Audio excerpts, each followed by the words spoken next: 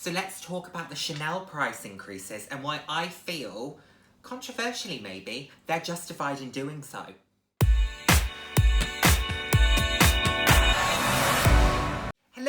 Hello, and the warmest of welcomes to today's video. For those of you who haven't seen my face before, hi, I'm Nick, glad to have you here. For those who have seen my face before, thank you so much for joining me again. I hope you're enjoying my videos. I put out videos roughly 3 times a week on a range of different topics, anywhere from fashion to some slightly more personal topics. So if that sounds like something you'd be interested in, then please do head down, hit subscribe, turn on the notification bell. I love chatting with you all. I'm all about living life loud, and what that means to me is being your authentic self, being proud to be you, and just celebrating who you are, loving yourself and loving others. I think it's the most important thing. So, today we are going to talk about Chanel and their price increases and their pricing structures and their products, and in a slightly controversial opinion, I feel like they're justified in doing what they're doing to a certain extent. Doesn't mean I necessarily agree, but I can see the justification in why they do it. So, I need to caveat this with a certain amount of this is speculative from my side, just thinking about from a brand perspective what they might be thinking. So I don't work for Chanel. I've obviously read a lot of the articles. I've read, stuff on Business of Fashion and Bloomberg and different areas. And I will link some of those articles below that talk about some of these topics in order to get a bit of an understanding. But also in terms of my background with this stuff, I have worked with high-end brands, and also I have a bachelor's in consumer behaviour, and my bachelor's dissertation was based on consumer willingness to pay luxury price premiums, and I did a qualitative and quantitative analytical study on understanding why customers are prepared to pay price premiums for luxury goods. And I will get into that a little bit more later because that feeds into some of this. But just to give you a little bit of context, I'm not just someone who's kind of coming in and throwing this off the cuff with no real understanding as to some of these topics. So just to kind of clarify that. Let's get into the first topic, and I'm going to have a little sip of Coca-Cola. Diet Coke, my favourite. I know some people say that I feel like you're someone who loves Diet Coke or you love the full sugar stuff. I don't find many people that like both. I can't stand full sugar Coke. I feel like it coats my teeth, but I know so many people can't stand Diet Coke. And Pepsi, don't even talk to me about Pepsi. I might have just squashed any brand collab in the future, with Pepsi. I don't do Pepsi. It's Coke for me, okay? So, let's talk about the first thing. And this one's a little bit speculative, and it's one of the reasons that I think they could have potentially chosen to do their price increases at the time that they did, because where I said earlier, I can understand why they've done their price increases, I don't necessarily agree entirely, is because I think last year particularly, and this year, it was quite a tough time to be doing the price increases, considering what was happening in the world at the time. However, I think it's probably because of what was happening in the world at the time that they ended up doing what they were doing, because one of the key things, I'm sure, is I can imagine their costs went up. So they will have a certain margin model in terms of their products, and every product will have a different margin associated with it. The production costs will be different, so they will have a certain structure. I don't know what that looks like. I don't work for Chanel. Even if I did, I wouldn't share it. But, I don't know what that is. But ready-to-wear will have a different margin to shoes, which will have a different margin to bags, which will have a different margin to accessories. So that's just something to consider, that if their costs are going up, then in turn, they can either absorb that cost and reduce their margin, or they can pass that along to the consumer. And if they have a certain model that means that they want to make X% on each product and their cost goes up by a certain amount, they're going to pass on that cost plus the percentage that they want to make on that. So that could be a reason why we're experiencing this, maybe. So that would stand to reason for me that if the materials have gone up, if their suppliers are charging them more, even simple costs like their overheads increase, that money has to come from somewhere. And when you're a product-focused organisation or a service-orientated organisation, you're going to pass it on into your products or your service unless you want to eat that cost yourself. And like I said, just have a slight reduction in your margin versus what you were previously enjoying as a brand. So whether that's why they've chosen to do that, I'm not 100%, but you know, just thinking about it kind of logically with what's going on, you know, I know as a private individual, my heating and electric bills have gone up. There has been a percentage increase in terms of and it's not because the usage has changed, it is because just the cost per unit has gone up. So if a brand's experiencing that, then they might pass that along. So that could potentially be where they've found some challenges. Chanel as a brand, and I think it was the Business of Fashion that spoke about this. Again, like I said, I will link it below. But Chanel focus on more traditional sales formats. They do not have the same online presence that a lot of the other retailers, particularly high-end retailers, have. Pretty much every other high-end brand sells the majority of their portfolio online. Even Hermes sells the majority of their portfolio online. The only thing you can't really seem to buy are quota bags, but you can explore them, you can see what they're all about.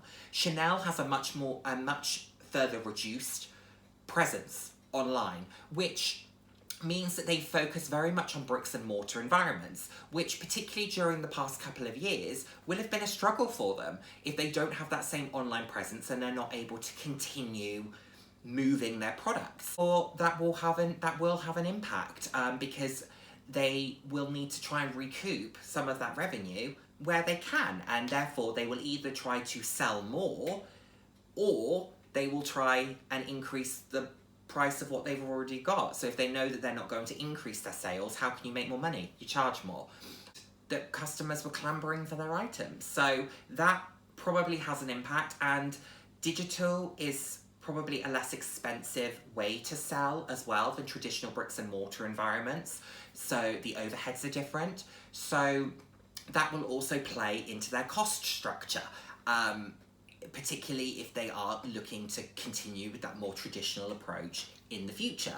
So it's something to just consider as to why they might be doing it. And that's why when we were talking earlier about costs, you know, if their rent on their stores has gone up, for example, then they need to move that cost somewhere. So that's just something that we need to be thinking about. A big part of the discussion that I was seeing online from a number of different sources was around this move to increase the exclusivity and almost trying to create this slightly Hermes quota brand status. I can see where that's coming from. I can see why people think they might be wanting to do that and limiting how many individuals can purchase their bags, and I can kind of see that, and maybe trying to almost slightly tier their product range. I get that. But they also sell a lot of other products. They sell ready-to-wear, they sell shoes, they sell SLGs, they don't just sell handbags. They sell haute couture. You know, you've got the extortionately expensive but so beautiful and intricate, how do you pronounce it? Is it miniodiers? Which are the ornamental pieces. So they have a lot of different streams of revenue, not just their bags. And they might be trying to create somewhat of a almost like hierarchical structure within their product range, where they might see their classics as, or their miniodiers, for example, as that is the exclusive epitome of Chanel in terms of design and luxury and beauty and ornamental value. You then have this next tier down, which is their classics. So your Chanel classic flaps, your Boy, your Gabrielle, etc. Then that next tier might be your seasonals, and we tend to see seasonals at a slightly different price point to the classics. They are made in slightly different materials, they might have slightly different styles, they tend to be slightly less expensive than the classics. And what that does is it allows a new pool of customers. Seasonals then come in as that price point that someone who maybe is reaching for a classic, but would like something slightly different, or maybe just doesn't see themselves spending the money on a classic, they might go for a seasonal, because a seasonal piece might be £4,000 instead of £6,000, and that's a big amount of money regardless. £4,000 is a significant amount of money, but that £2,000 saving might allow someone who couldn't previously purchase a classic to buy a seasonal version. And sometimes it can be a matter of hundreds as well, but it might be something slightly different. So they are potentially trying to create this exclusivity, almost like their quota bag system, like Hermes have a quota bag system, but it could just be a way of, without creating diffusion lines, and we have spoken about diffusion lines in the past, but without creating an obvious structure to their product range, they are somewhat subtly creating this structure, and nudging customers towards certain areas of their product range. So that's just something to think about. Like I said, I don't know if that's what they are doing, but that would stand to reason to me as to what they might be trying to do. Just trying to, almost slightly separate their customer, target slightly different individuals. That could be potentially an option as to what they are trying to do, creating this new tier of products almost, that they're not second rate by any stretch. They will be stunning, but they sit in a slightly different price point to the classics. So you can target a new customer pool there, or you can satisfy a slightly different customer who maybe isn't interested in the other products, or it's not within their price point. And it's important to note in this, I'm not talking about this as a customer, because I am not a Chanel customer. I don't know if I will ever be a Chanel customer. And if I did ever buy a Chanel, I can guarantee it would be on the pre-loved market. So I haven't ever stepped foot in a Chanel boutique. But like I said at the start, I'm thinking about this from a brand kind of academic perspective and trying to make a certain amount of sense. I did look for a brand statement from Chanel as to what they were doing, and I couldn't really find one. So there is a fair amount of speculation in this, but I'm trying to almost piece it together and hopefully make a certain amount of sense of it as to why they might be doing what they're doing. I mentioned earlier about the kind of academic side of this and a customer's willingness to pay for a certain item. And you know the phrase, I wrote the book on it? I didn't write the book, but I certainly wrote a fair few pages on it. How many pages was this? 102 pages of, okay, a lot of it's referencing and transcripts, but this is research. This is 10,000 words of research on an investigation into a consumer's willingness to pay a luxury price premium in the UK in the 21st century. That earned me a first class, so I hope it was okay. But I used a model within that particular piece of research that was developed by Hennigs et al., and I will link below the research paper because it was very, very interesting. And their model was kind of the consumer perceived value model, and it looked at 3 different inputs in order to consider willingness to pay, and then had 3 outputs. And their 3 inputs were financial value, functional value, and social value.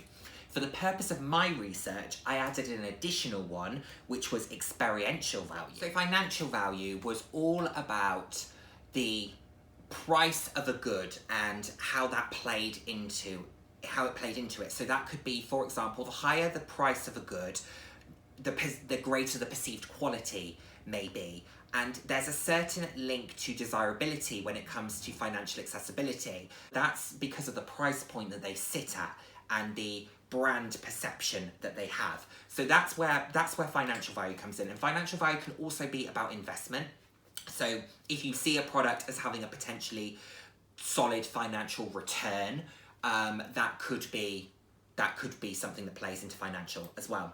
Functional is all about the usage of a product. How will it fit into your life? What's the practicality of it almost? Is it the best version of the product that it can be? And will that allow you to pay more for the product than something else? And you might see that in, for example, let's say, maybe a home. You know, if a home is more functional, you might be prepared to pay more for it than you would if it was just more beautifully decorated. If it had an extra bedroom, a larger garden, a bigger kitchen, an extra downstairs sitting room, that functionality will play into that price premium. So you're willing to pay more because the functionality's increased, if that makes sense. You have social value, which is around the perception that you receive from others. Does the recognition that that item, that good, that service that it provides you, does it give you social value? Does it make others say, oh wow, oh look at you? You know, that in its very kind of crude sense is what social value it's all about. It's all about how something makes you feel in the company of others. So that plays into it. And then I added experiential, which is something that I think is really important when spending significant amounts of money, regardless of whether it's, you know, technology, property, vehicles, fashion, wine, you know, food, whatever that may be. I think the experience counts for a lot. If you are treated well as a customer, if you walk into an environment and it feels luxurious, it feels comfortable, it feels like you want to invest in that. You want to invest in the lifestyle ultimately, don't you? So if you walk into a store that is very drab, maybe has chipped paint, a few cracked floor tiles, and then they say, would you like to buy this £15,000 TV? Hell no, we do not. I'm going to go to the store down the street that I walk in and I think, wow, this is where I want to plant my money. This is where I want to feel. How I want to feel. This is how I want the experience when it comes back with me to be. And that's what brands like Chanel do very well, because they have these beautiful in-store environments. Now, I've never been in a store. I can't comment on the customer service. I've obviously heard some things, but without experiencing it for myself, I cannot say either way, and I would like to think if I ever was a Chanel customer, I'd be treated well, and I would go in with the hope and the expectation that it would be a positive experience. And the model then looks at willingness to pay, and what you can do, and how I approached the particular research that I did, was you can then do a range of different studies. You can do some qualitative analysis, some quantitative analysis, create some R values. It's all great fun if you've done this stuff before, and then you understand what is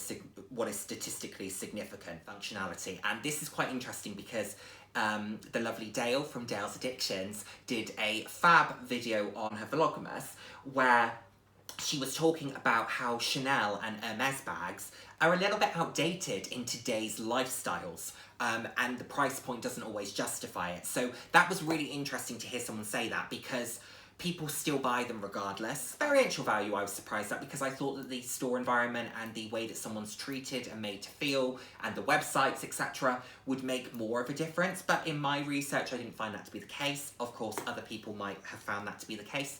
And I did conduct this years ago. You know, this was 2017, 2016. So, but that was quite interesting. That kind of elusiveness of the product, that financial, the money almost gave it a perceived feeling of quality, a perceived desirability, and almost gave it an investment feeling as well, that it was going to last longer, that it was going to potentially make them money down the line. We know that not to always be the case. That can be the case in very specific areas, but that's not always the case with high-end products. But with something like a Chanel Classic Flap, if you bought one 3 years ago and went to sell it on now, the likelihood is you would make your money back or slightly more, because the price increase has suddenly made the original retail seem like good value. So if you paid £4,000 and you now try to sell it for £4,000 and it's still in good condition, if it's £6,000, you're already giving the person a 33% saving. So that's going to feel like good value for them. So that has helped with that. But there are some financial aspects to it. And of course, social. You know, ultimately, we buy certain products or we do certain things because we love it, And also because I think if we're all honest with ourselves, we like other people to love it as well. You know, I know a lot of the things I own, I love, but it does make me feel, if someone says to me, oh, I really don't like that, Nick, it does feel a little bit like a gut punch, because I'm like, oof, I didn't buy it for you, I bought it for me, but I also really want someone else to like it. And I think that's important. I think if we're honest with ourselves, it's not all just about us. It is about, you know, the outside perception and how other people feel about stuff. And there is a lot of judgment. It's so a huge amount of support, and everyone recognises Chanel. You know, everyone knows what those CCs stand for, and whether you would spend your money on it or not, everyone knows that Chanel is a top tier brand, and that has a certain amount of value to it, and they have been able to capitalise on that. That's why I feel like they are justified in what they've been doing, because they do provide a certain amount of value. Will be in terms of other things. There will be a certain amount of the price tag that's encapsulated within the in-store experience. There'll be a certain amount of it that's encapsulated within the quality of the product. There'll be a certain amount that's the kind of the brand image, and then some other factors as well that will all play into this. So, and when people question, because I'm sure people will question the social aspect, and there will be people who say, I buy it, it's solely for me. Fair enough. The question that I would pose to you, so let's say that we take a Chanel boy bag, okay, as an example. We're gonna go with bags, because I think that's where the majority of the frustration comes from. We're gonna take the bag, the Chanel boy. We're going to take it in a medium size. Let's say that that's £4,000. Can't remember how much it is. Let's say £4,000 for argument's sake. If someone were to take that Chanel boy, remove the foiling that says Chanel, remove the Chanel CCs and the turn lock and the definitive Chanel features that make it a boy, and were to replace that with a Givenchy stamp, logo, whatever, plating, can't remember what the logoing is on Givenchy, I think it's foiling, isn't it? If they were to replace that with the name Givenchy instead of Chanel, would you still pay £4,000 for it? Nothing else has changed. They have just changed it from Chanel to Givenchy. I guarantee you the majority would not pay the same amount for it. Guarantee you. And that's because they have built a brand image that allows them to charge that. Givenchy is still a high-end brand, still a top-tier brand. They changed it for Celine. You changed it to Gucci. I bet you people would still not pay £4,000. Look at the Gucci Dionysus. Not dissimilar to a Chanel boy bag. Half the price. Half the price. And Gucci is still top tier. So if we think about it, it's because they have been able to create this image. And when people say, but Chanel is an Hermes, it ain't far off. And people perceive Hermes in a certain way because they think Constance, Birkin and Kelly, which are beautiful, don't get me wrong. But if you were to remove the Constance, Birkin and Kelly and the quota system from the equation, and you were to see Hermes's top bag as being the Bolide or the Garden Party, would you think about it in the same way? I don't know that people would. I think it's because of the quota system. I think that is how the quota bags, I think that is how they have been able to create what they've created. So if you strip out some of those thoughts, you actually end up with them being on relatively similar playing fields. So the fact that they are pricing themselves in a similar arena, I can't comment on the quality, but I think in terms of brand perception and brand acknowledgement, I actually think they're in relatively similar ballparks, if I'm honest. I really do. And that's from an outsider's perspective of someone who doesn't buy both. If I saw someone with a limited edition Chanel and an Hermes Birkin, I know that the Birkin is more expensive. I know that the Birkin's harder to get. If I was not someone who did not know about fashion or didn't understand fashion, would I think the Chanel was more expensive than the Birkin? I probably would. If I didn't know the two things, if I didn't know them from Adam, I would probably assume that the Birkin was less expensive. I love a Birkin. A Birkin's my dream bag. Absolutely it is. But That's from knowing about the quality, that's from knowing about the heritage, that's from knowing about all this stuff. And I think that's just something to consider in this. And finally, and this is not a speculative thought, okay? The rest of it, somewhat speculative. Very speculative, actually, because like I said, I don't work for the brand, so I'm just guessing in terms of what would make sense. The reason that I feel they are most justified in doing what they are doing is because people continue to buy. People continue to pay the money. If people stopped spending their money on these products, they would not be able to command the prices they do.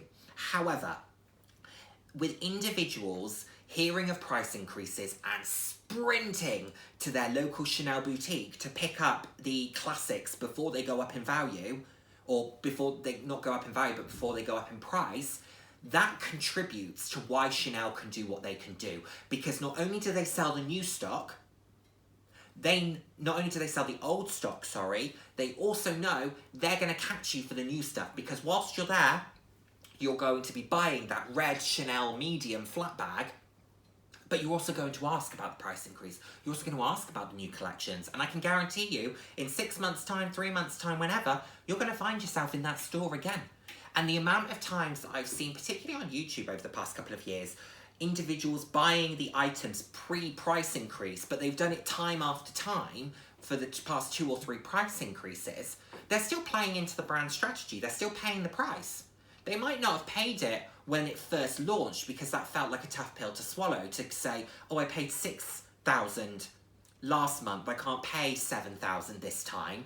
But as soon as I know it's going up to $8,000, suddenly I feel like I'm getting a bit of a deal if I pay the $7,000. That's the psychology behind it. And they're doing it very well, and they are playing it very, very well, and good for them. Why wouldn't you charge what you can as a brand? Do I think there's probably a ceiling? Yeah. Do I think they're reaching it? Yeah, I think they probably are.